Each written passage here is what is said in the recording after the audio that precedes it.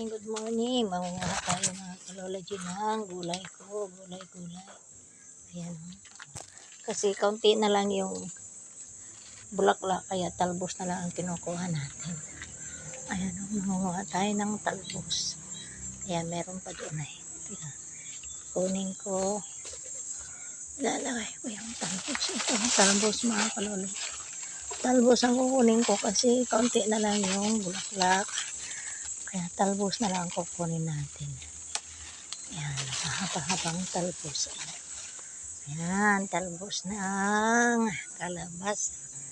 Ayan, nalagay ko dyan. Ito pa o mga kalology. Ito pa o, talbos.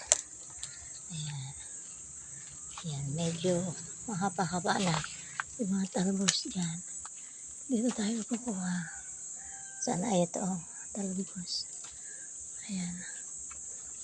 May mahaba-haba na yung iba. Ito.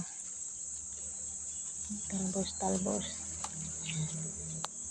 Kaunti lang kukunin ko kasi dalawa lang kami kakain. Ayan pa mga kalology. Ayan. Oh, ayan. Oh, ayan. So, ayan. Ano ko? Ito pa, isang talbos. Kukunin natin. Ayan. Oh, yan. Oh. Ayan, talbos. So, kaya, meron pa kayong bulaklak doon. Ayun, ang aking papaya. Pa isang talbos.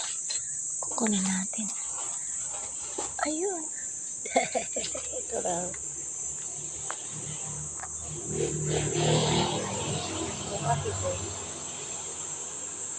Bakit nagdilim? Nagdilim ito. Ayan. Tapos dito po mga kalology, ayun, marami tayo.